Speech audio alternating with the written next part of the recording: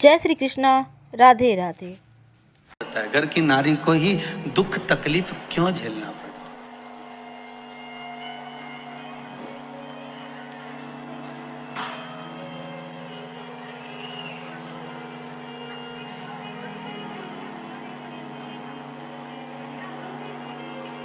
क्यों? तो कहा उसका एक कारण, घर की जो नारी होती है, घर की जो बहू होती है, घर की जो स्त्री होती है, जो नारी होती है, पूरे परिवार में, पूरे परिवार का भार तत्व जितना भी होता है, पूर्वजों का, पितरों का, आहूतों का, वासुकों का, ये सारा भार घर की नारी के ऊपर होता है। रोटी बनाकर कौन देती है? जम के बोलिए, घर की नारी। भोजन बनाकर किसने दिया? नारी ने। पितरों के लिए अगर भोजन छोड़ा गया है, कंडा पर, गोबरी पर छोड़ा गया, या ब्राह्मण को भोजन कराया गया, भोजन किसने बनाया? जम के बोलते जाओ जल्दी, नारी। पति पूजन की थाली लेकर जा रहा है, उस थाली को लगाया किसने? नारी। 50 लोग घर में भोजन करने आ रहे हैं तो भोजन कौन तैयार कर रही है? घर की नारी। बच्चों को संस्कार कौन दे रही है? घर की नारी। घर के बुजुर्गों की सेवा कौन कर रही है? घर की नारी। तो नारी पर इतना दुख क्यों लिखा होता है? तो शिव महापुराण में भगवान देव अधिदेव महादेव कह रहे हैं, सुनो वृंदा, बड़ा ध्यान लगाकर सुनना कि घर की नारी को ही दुख क्यों झेलना पड़ता है, सारी तकलीफें नारी के हिस्से में क्यों आती है, क्या कारण? अगर घर में विवाद हुआ तो ताने किसको सहना पड़ते हैं? बोलते जाओ जरा, घर की नारी।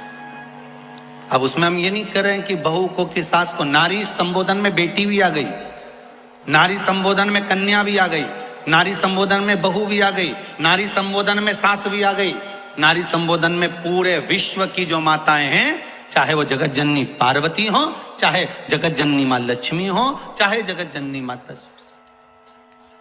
आ जाती है, सबकी सब उसमें आ जाती है।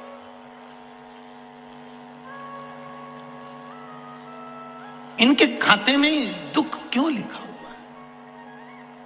कारण क्या है?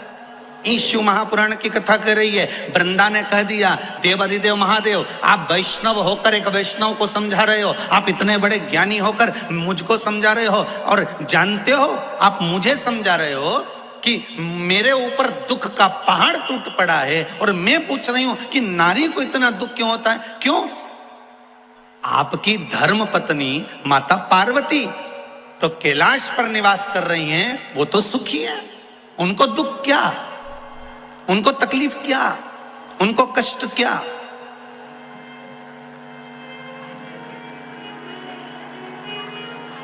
शिव जी कहते हैं, अरे वृंदा, यही तो बात है ना कि हमको लगता है कि वो सबसे ज्यादा सुखी होगा, जो डनलप के गद्दे पर सो रहा है,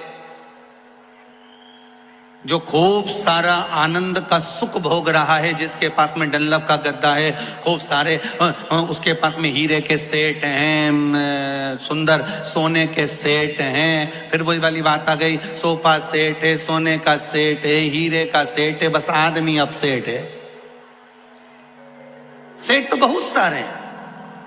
हमको लग रहा है कि इसका बंगला बहुत बड़ा बना हुआ है, हमको लग रहा है इसके पास में संपदा बहुत सारी है, हमको लग रहा है इसके पास में दौलत बहुत सारी है, हमको लग रहा है कि इसके पास में सोना चांदी हीरा पन्ना सब कुछ बहुत सारा है, ये डनलप के गद्दे पर सो रहा है, एसी के रूम में सो रहा है, इसको सारा सुख मिल गया है। पर कभी उसके भीतर का अगर कोई भाव जाने तो दुनिया का सबसे दुखी व्यक्ति वह भी होगा, क्योंकि उसके हृदय में कुछ ना कुछ दुख तो जरूर होगा। ये वही जान सकता है, जिसको है वो जान सकता है कि उसके जीवन में क्या दुख है। शंकर भगवान से माता वृंदा कर रही है कि आपके जीवन में, माता पार्वती के जीवन में सारा सुख है, और आप मुझे ज्ञान दे रहे हो कि नारी के जीवन में दुख तकलीफ क्यों, उसका उत्तर दे रहे हो कि प्रत्येक नारी के जीवन में दुख है।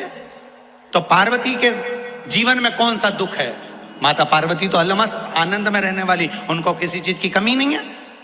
तो पार्वती माता के जीवन में क्या दुख है? शंकर भगवान कहते हैं पार्वती के जीवन में क्या दुख है?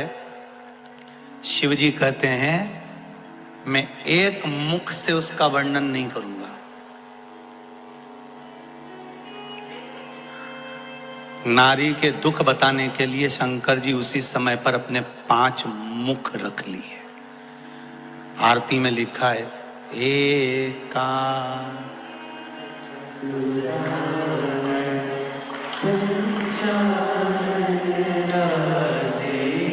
अब एक मुख वाले भगवान विष्णु, 4 मुख वाले ब्रह्मा और 5 मुख वाले शिव जी के 5 मुख कब हुए थे? जब एक नारी के दुख का बखान शंकर जी वृंदा को कर रहे थे।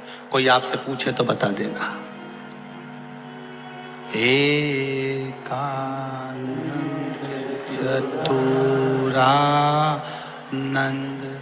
पंचानंद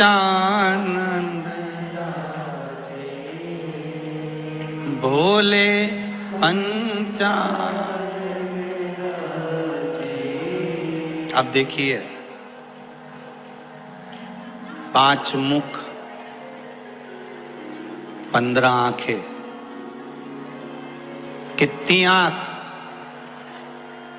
जब शिव जी के 5 मुख हैं, एक मुख पे 3, तो 5 पे मिला के कितनी हो गई? 15। शिव जी 15 नेत्र से पार्वती का दुख देखते थे। 15 नेत्र से।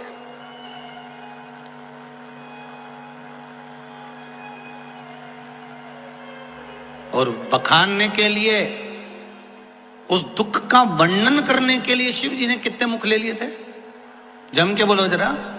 5 मुख। कोई आपसे पूछ ले कि शंकर जी 5 मुखी कब हुए, उनके पंचानंद नाम कब हुआ, तो आप कह सकते हो वृंदा एक परम भगवदीय वैष्णव को जब एक वैष्णव अपने मन की बात समझा रहा है, जब उसकी घर की बात कहने का समय आया तो उस शिव जी ने पार्वती के दुख का वर्णन करने के लिए 5 मुख धारण कर लिए। 5 मुख रख लिए।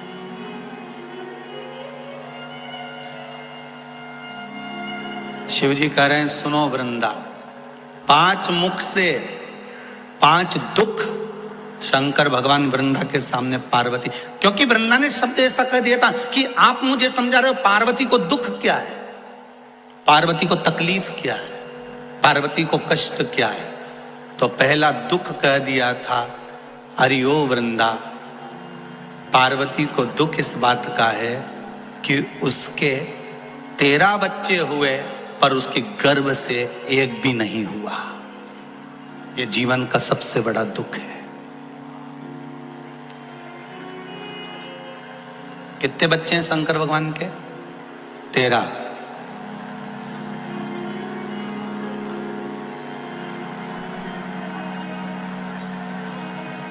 छह लड़की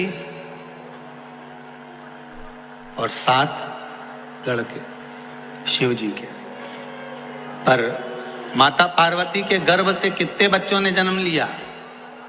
किसी एक पुराण में कहीं लिखा हुआ बता देना कि ये पार्वती के गर्भ से इस बच्चे ने जन्म लिया। पार्वती के गर्भ से ये बच्चा जन्मा था।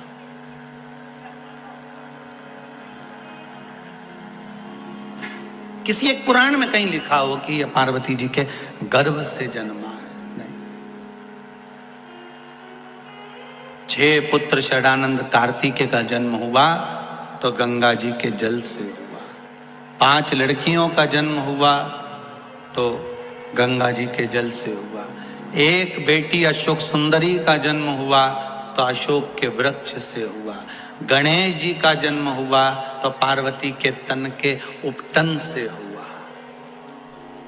अब बचाई कौन है? जो प्रगटा। 5 मुख मेरे शिव ने लिए।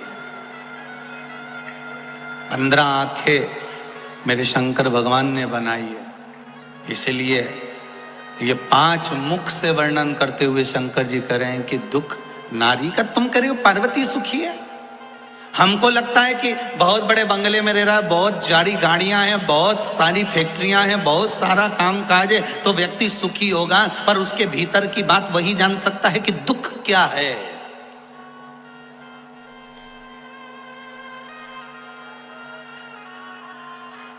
बहुत सुंदर प्रसंग है महाराज जी।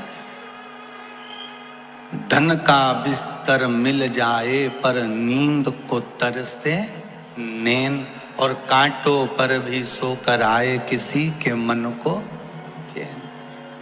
बहुत पैसा होने के बाद भी लोगों को रात को नींद नहीं आती, गोली खाकर सोना पड़ता है। और बहुत गरीब बड़ा व्यक्ति, ठेला चलाने वाला, झाड़ू लगाने वाला, सफाई करने वाला, पोछा लगाने वाला, घर में चौकीदार, नौकर, सेवक, वो आराम से फटे हुए टाट पर, बोरे पर भी सोता है तो चकाचक सोता है, उसको नींद भी अच्छी आती है। पंडित जी से जुड़े रहने के लिए और भी नई और ताज़ा जानकारी के लिए आप हमसे जुड़े रहें। वीडियो को प्लीज़ लाइक कीजिए, चैनल को सब्सक्राइब कीजिए और अपनों से शेयर कीजिए। हर हर महादेव।